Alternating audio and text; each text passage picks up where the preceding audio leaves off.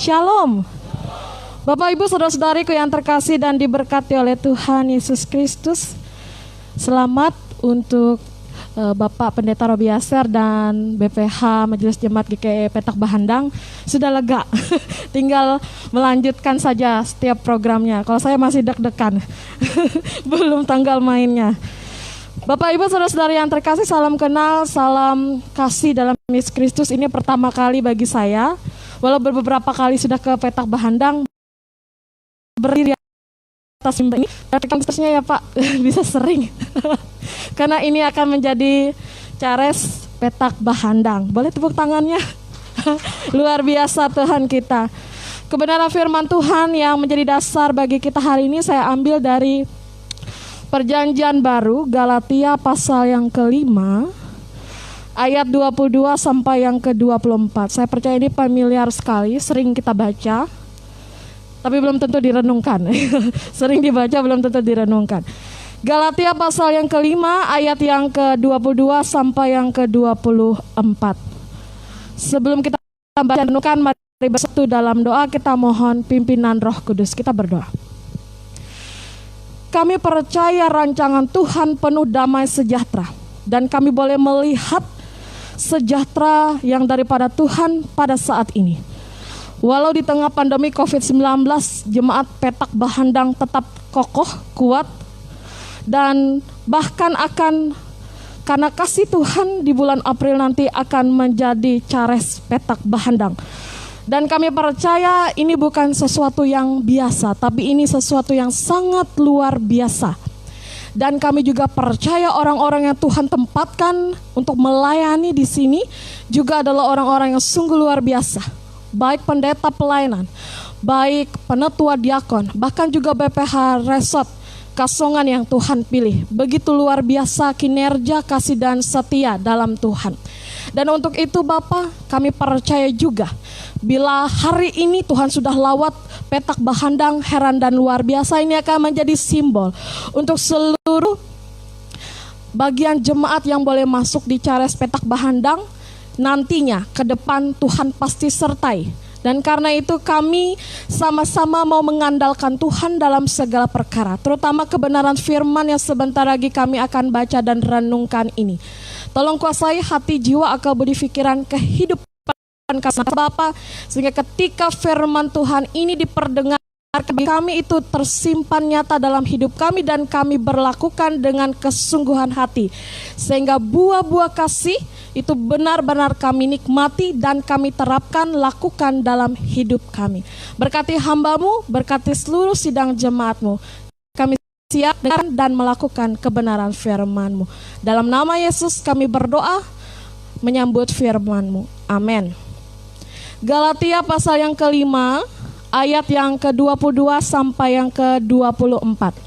Dalam perikop hidup menurut daging atau roh. Saya bacakan demikian bagi kita. Tetapi buah roh ialah kasih, sukacita, damai sejahtera, kesabaran, kemurahan, kebaikan, kesetiaan, kelemah lembutan, penguasaan diri. Tidak ada hukum yang menentang hal-hal itu. Barang siapa menjadi milik Kristus Yesus, ia telah menyalibkan segala hawa nafsunya dengan keinginannya. Sedemikian jauh pembacaan firman Tuhan. Tuhan Yesus bersabda, yang berbahagia ialah mereka yang mendengarkan firman Allah dan yang memeliharanya. Amin. Bapak Ibu saudara-saudariku yang terkasih dan diberkati oleh Tuhan Yesus Kristus, saya percaya kita masing-masing punya kendaraan, ya. Entah itu sepeda motor, atau mobil dan seterusnya. Nah, ini bagi barang wah atau mewah pada masa kini, tapi menjadi penunjang bagi kita untuk transportasi, pekerjaan, pelayanan dan seterusnya. Sepakat? Tetapi khusus untuk sepeda motor, mobil dan seterusnya, tentu ada hal yang paling vital, paling penting yang sangat diperlukannya. Apa kira-kira Bapak Ibu? Saya tebak-tebakan saja, supaya jangan ngantuk. Nanti ada yang ngantuk. Apa? Minyak ya, bensin atau bahan bakar. Saya percaya dan kita bersama sepakat, sebagus apapun sepeda motor, mobil, merek apapun, dengan harga berapapun, jika tanpa bahan bakar berguna atau tidak? Saya pikir ini pertanyaan lucu ya ditujukan kepada kita, tapi ini real, ini terjadi dan kita pasti akan cari. Tidak mungkin kendaraan, mobil atau sepeda motor kita isi dengan minyak tanah atau air atau juga minyak goreng, karena itu tidak sesuai fungsinya. Tetapi harus sesuai fungsinya dengan entah itu bensin, premium, pertalite dan seterusnya, sesuai dengan kendaraan atau tipe mobil atau motor yang kita miliki. Karena kalau tidak sesuai yang mana kita isi saja air, jalan tidak Bapak Ibu? Ya tidak jalan. Kecuali nanti mungkin ada terbaharukan, teknologi terbaharukan. Jadi kalau kita pakai air bisa jalan seperti itu ya. Mungkin saja beberapa puluh tahun kemudian ya. Tetapi harus ada minyak atau bahan bakar dalam kendaraan baik sepeda motor atau mobil kita. Dan harus sesuai dengan penggunaannya. Kalau memang tangkinya 3 liter ya isi 3 liter, jangan isi sampai 10 liter, nanti dia meluber, malah bisa ngadat ya. Begitu juga mobil, kalau mobil isi tangkinya 20 liter atau 30 liter ya jangan diisi hanya 5 liter, nggak sampai tujuan kita. Nah Bapak Ibu Saudara-saudari yang terkasih, mengapa saya sampaikan hal ini? Ini hal nyata di tengah-tengah hidup kita. Saya percaya keseharian kita dipenuhi dengan hal demikian. Maka bahan bakar kehidupan rohani kita itu sangat penting.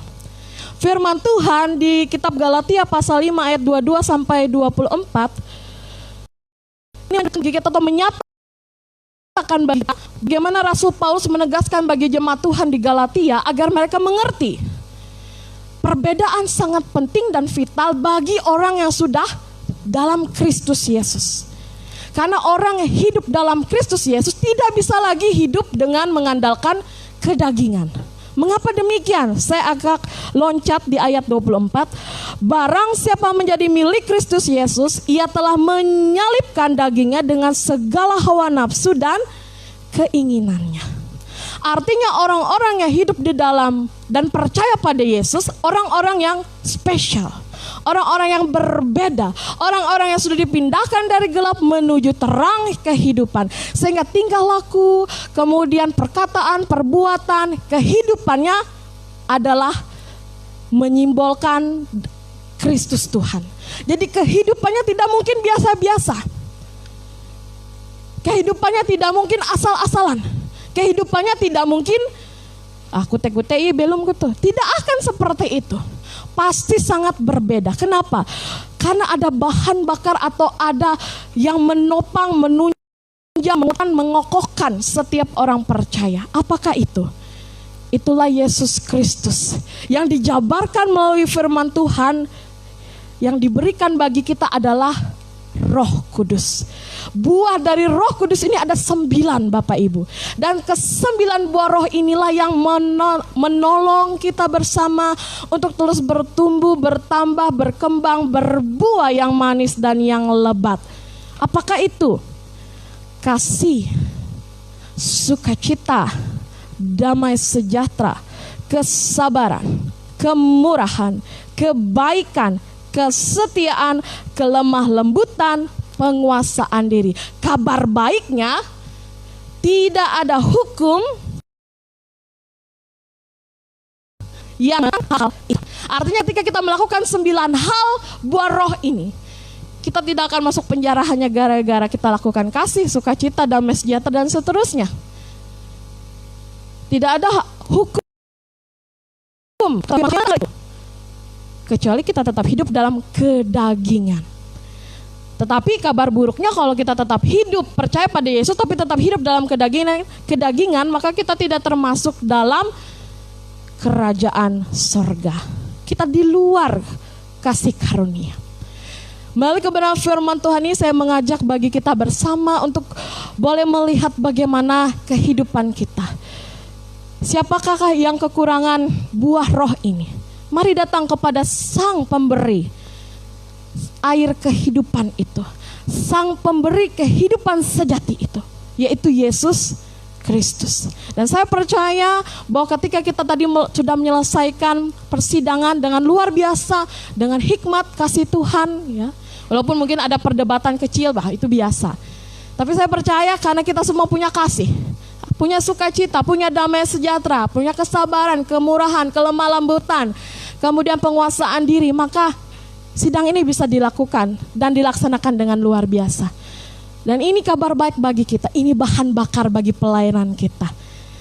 Kalau kita mau pelayanan kita semakin berkembang, bertumbuh, berbuah yang manis dan lebat, jemaat kita juga semakin diberkati Tuhan, peganglah firman Tuhan.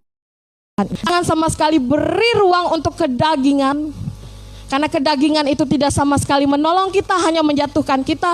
Tapi ketika kita hidup dalam buah roh setiap hari, maka setiap hari pula kasih karunia, damai sejahtera, berkat Tuhan akan semakin peka kita rasakan.